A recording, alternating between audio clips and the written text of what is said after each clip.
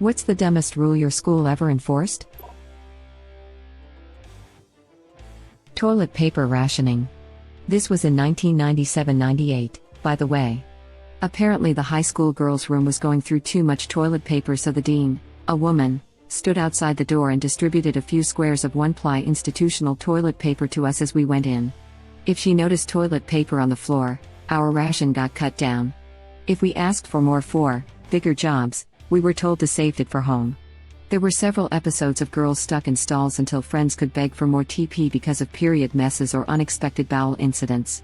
The dean wouldn't even hand it over, she would go in the bathroom and pass it a few squares at a time over the door.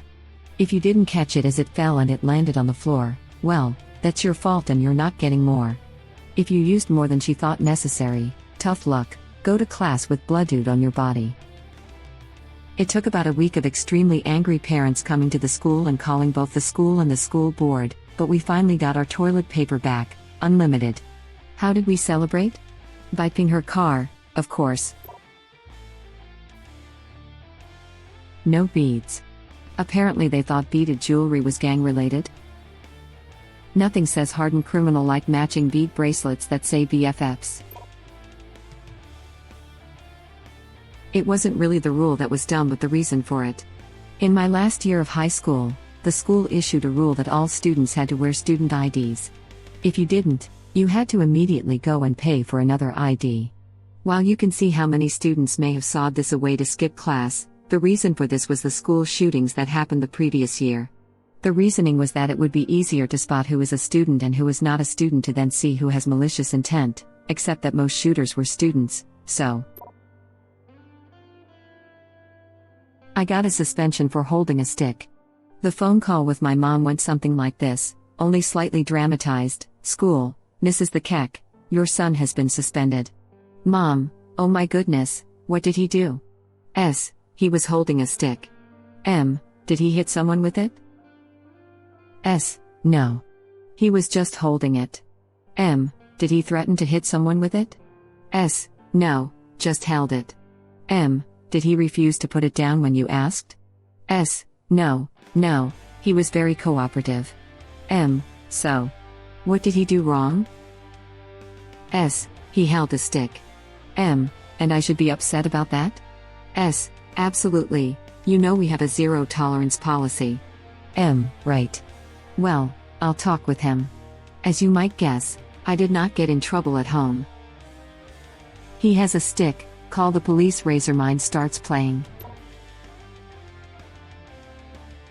Went to school during the time where health and safety suddenly started going crazy. They introduced a no contact under any circumstances rule, i.e. no touching another person. We were like 6 or 7 years old. Suddenly one day not only is tag suddenly illegal, but they actually enforced it. I remember one day like 70% of the school's population was pulled off of the playground and made to sit on the floor in the hall, for the crime of just playing the games that children play. Playing cards at lunch was prohibited because it promoted gambling. In grade school, we weren't allowed to play on the playground equipment when it snowed. Eventually, we weren't allowed to play with snow or even go near it. I got in trouble for sitting in snow. This was in Minnesota where it snows half the year. Recess basically consisted of milling around the blacktop for 30 minutes. Ah yes, I remember the ridiculous snow rules in MN growing up. In my elementary school we weren't allowed to throw snow or make snowballs of any size, including rolling big ones. What ended up happening is that each grade, very small class sizes, would make their own snow forts from existing snow clumps created by the plows. The demand for snow clumps was furious, and so we would then attack other grades' snow forts to get more resources, i.e., steal the clumps of snow making up their base.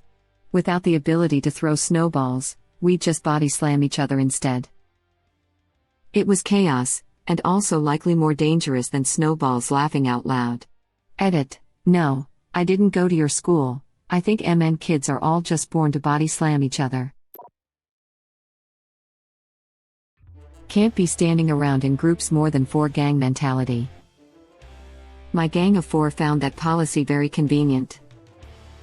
Reminds me of the time a teacher absolutely lost her crap because my friend said something like, "Come on, gang.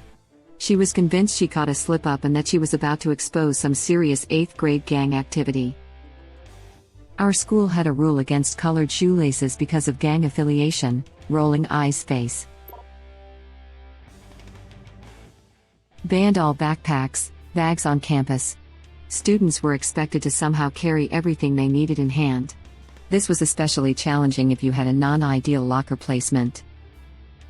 Ours did this too because in college they won't let you carry your bags everywhere. Epping liars. College professors don't give a sh555. My HS did this too. A tripping threat in classrooms apparently. Not sure if the rules still exist there as this was like 10 years ago. Locked the only boys' bathroom because someone wrote on the wall in Sharpie.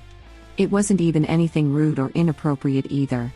It was just the word hi or something like that. Didn't unlock the door until one boy wet himself and parents threatened to sue. That kid really sacrificed himself for everyone else. A small price to pay for salvation potty break. You have to wear your tie all the way home. Some sad bastard teachers would stand on the main road away from the school and try to hand out detentions in presumably their own time. Why even do this? You're not even in the school property. I know. It was in crap school as well, only like 50% of people graduated with 5 ACs. They outlawed bracelets because there was an article in a magazine somewhere saying they advertised what sexual acts you were open for based on their color. Then someone tried to outlaw wrist watches for the same reason. Oh my god, we had the bracelet rule too, so weird. I think I had a Casio calculator watch when I was in school. I wonder what sex acts the teachers might have assumed I was up to. Abstinence probably. We weren't allowed to wear thongs. I don't know how they caught people who did, to be honest. For a while it was a fad to leave them purposefully visible under low-rise jeans. Oh, to relive the days of the whale tail. It was a simpler time. My friend is an administrator at a private school in NJ and the faculty has to sign in and out of the bathroom using Google Sheets. 9 a.m., 10 minutes, MF. Google craps. Not really a rule, but the toilet paper holders are outside of the stalls on a wall. So you have to calculate before taking in crap how much you need and hope that it was enough. Awful. And impossible. No, it's easy. The answer is the entire roll. Girls weren't allowed to show their ankles. The dean had a pack of socks in her office she would give the students and make them wear. Only girls though. This was the 2000s. Zero tolerance. Just means that if someone starts a fight with you, you fight back as hard as you can. You're going to get suspended for defending yourself anyway, might as well make it worthwhile. In elementary school I literally got chased by a group of about 10 to 15 kids because we were playing Kill the Carrier and I absolutely destroyed one of their friends, so for some reason they decided the game didn't matter at that moment and that they'd all try to fight me. So all I did was run away and head into the school to tell a teacher, and the principal had the audacity to give me their form of detention, no recess, for 5 days straight, along with all the other kids. I remember hearing my dad yelling at the principal since this was like the 4th time I got in trouble for simply defending myself or escaping conflict. Years later I found out he actually cursed her out, and she was standing there in shock. Good for your dad. No slow dances at the prom. What kind of music did they play? Rule: no duct tape on clothing. Reason: some girls thought they could get past the no-rip jeans rule by covering the tears with duct tape. It became a fad and everyone started doing it, so it got banned. A kid in my AP literature class found a loophole and made an entire outfit out of red and black duct tape. I mean shorts, a t-shirt and a jacket and shoes. When the school tried to suspend him they couldn't because the rule was no duct tape on clothes. It said nothing about clothes made out of duct tape. He won the argument and even wore the outfit a few more times to say F you to the school and principals laughing out loud. Edit: this is it. This is as popular as I'll ever be. Take that, Principal Conrad. Really though, to answer a regularly asked question, ripped jeans were an issue because they made the school look trashy, not cause they showed skin. However, there were many other rules to enforce no excessive skin be shown. We would get suspended for rips in our clothes and also for duct tape on clothes, both for the same reason. It was shy laughing my butt off. Because some kids were vandalizing the school, everyone has to crap with no privacy. How the F does that relate? When I was in junior school, UK boarding school in the 80s, we were not allowed to say okay, as it was considered slang and not befitting the young ladies and gentlemen that we should aspire to be. For context, junior school covered ages 5 to 13. We also had to have a comb and a handkerchief on us at all times. On top of that, we weren't allowed to have our hands in our pockets because it looked slovenly. What Victorian boarding school did you go to? No crap. For some reason I immediately picture this school having harpsichord as a mandatory class. If you were caught on your phone, they'd take it until the end of the week. You'd get it back at 3:30 on Friday. Parents went mental and a few even came together and sent bills through for part of the phone bills. They ditched that rule after 2 weeks. Edit: phones were kept overnight in the school and the office until that Friday if they were confiscated. No safe or anything, just in a plastic box. No getting it back at the end of the day, you just had to go for days without a phone, even at home. Just in case there's any confusion around that, laughing out loud. I was wearing a regulation uniform jacket in a classroom during winter that had no heating. The teacher demanded I remove my jacket and I refused because I was cold. She sent me to the headmistress. Dildos were banned. The school never thought they would have to print those words. You would think it was a given. Until a senior bought 100 dildos and snuck them around the school every day for 2 weeks straight. I love how utterly weird some kids can be. My friend nearly got suspended for wearing a trench coat. It was the late 90s, probably didn't help that he had long hair, was shy, and weird. Dumbest rule: zero tolerance for fighting. This meant both the kid who started the fight and the kid who got beat on were both suspended. If the kid who got beat on just took it, he was just sent home for the rest of the day. If he dared to fight back, he was suspended for a week, just like the kid who started the fight. Here's the truly stupid part: the school administrators couldn't explain how this led to more brutal fights. No fighting, enforced by punishing the kids who were getting hit. Came here to say this. The zero tolerance policy is insane. Imagine this was applied to the real world. Oh, your husband beat you? Both of you can enjoy years in prison. What's that? Mass shooter injured 12 people? We're going to need a bigger prison. Got mugged in the alley? Believe it or not, prison. They banned plain red and plain blue shirts. My high school decided to ban women's athletic shorts one day, which was ridiculous for many reasons. The next day every girl showed up in athletic shorts and the rule was removed by second block. Students must keep their hair short. My high school had that rule. One of my friends refused to cut his hair and got sent to the principal because his hair was over his ears. Came back the next day shaved like a skinhead.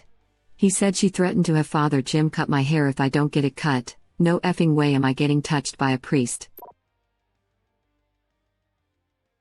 One particular professor at my university would lock the door a minute after class began. If you had to leave to go to the bathroom, you couldn't get back in. Somehow this ancient fossil is still teaching and pulling similar crap. No farting in class. They would say if you need to fart then go to the toilet, but then 9 times out of 10 if you asked to go to the toilet they'd say no. I remember in 5th grade we would have farting competitions to see who could fart the most during the day. We might have needed this rule. No leaving the dorm unless it's for a fire alarm. I went to boarding school from the age of 7. That rule meant we couldn't get out of our dormitory to have a wee in the night. We had a plastic tub one of the girls brought in and went in that. Then we had to smuggle the tub to the bathroom in the morning without matron seeing. Stupid bloody rule. Edit.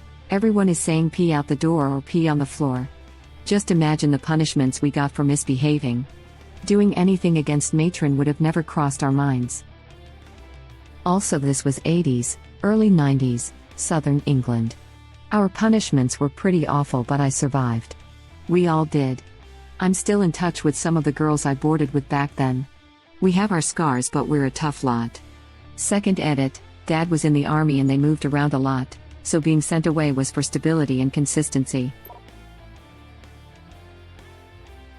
I got detention for pooping more than 10 minutes, but I have served stomach cramps and I asked why and they had no answer. Got chastised once by a female teacher in front of the entire classroom because I was late to return to class. She accused me of visiting other classrooms, talking to my friends, said she was going to ask every other teacher in the school where I had been and who had seen me. I kept telling her over and over that no, I was just in the bathroom. She didn't believe me.